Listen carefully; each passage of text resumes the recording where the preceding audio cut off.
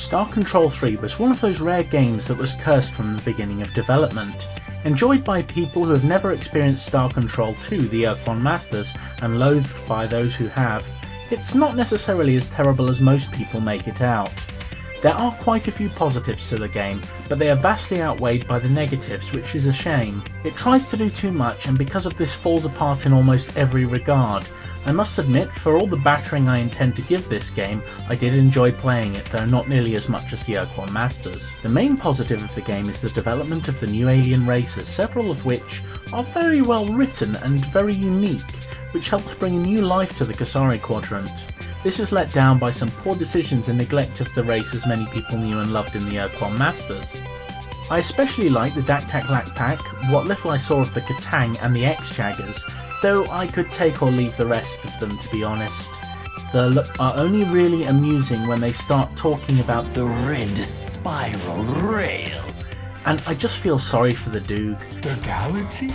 He's gonna blow up and us are all gonna vaporize?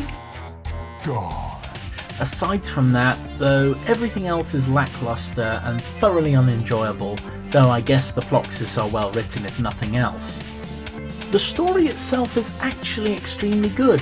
The idea of the Eternal Ones coming to drain the galaxy of sentience, though it should really be sapience as every frickin' living thing has some form of sentience, is quite a good idea. The writing for the species is generally very intelligent, and the Exquidian idea of nothingness of mind fits in very well, though they're far too irritating to talk to and look far too much like me to really be enjoyable. One of the main issues is that the game is far too stagnant. Aside from pre-programmed events such as the Vux attacking the Mycon, star systems being destroyed by interdimensional fatigue, and the odd conflict here and there, the AI does not attempt to attack or engage with you or your allies.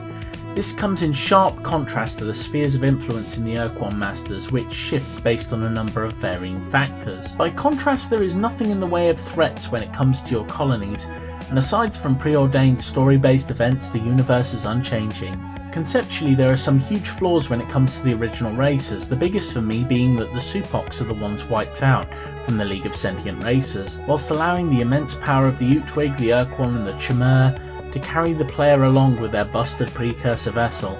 Taking out the Ur Quan would have made for a better story, as their ships are utterly horrifying and totally busted in the game's battle design.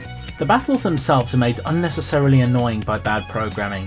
The Dak-Tak-Lak-Pak ships trying to avoid combat against a lot of the ships that you can play with, which means long drawn out battles won by sheer luck most of the time, so penetrators and several other League vessels are made almost completely useless because of these issues. The game itself is racked with bugs which ultimately let down every good aspect of it. Your reliance on fuel sometimes results in you being trapped in allied sisters for ages as time ticks by, which is frustrating. You also have to wait sometimes for ships to identify you and move in, or you won't get necessary dialogue, which is the most infuriating in-game bug.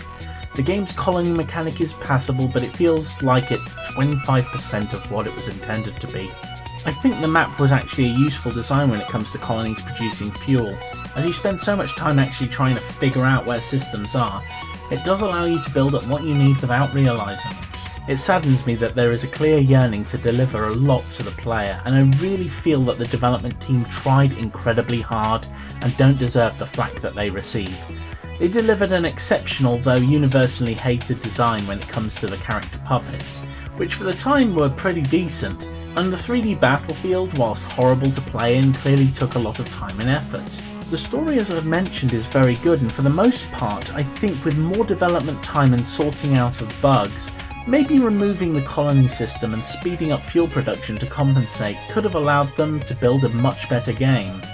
The concepts are great, systems being destroyed by interdimensional fatigue, an evil alien race that eats the intelligence of beings, even the ideas which revolved around the precursors I didn't mind.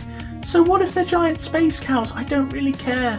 We didn't really need to meet them, but they weren't a bad concept and they fit the story really well. I've played Star Control 3 through several times, and whilst it's playable and to a point enjoyable, it's got an impossible task of trying to live up to the Ur Quan Masters. I rate it as a decent 3.5 out of 10.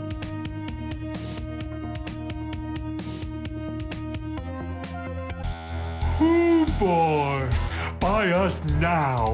Us make terrific birthday presents.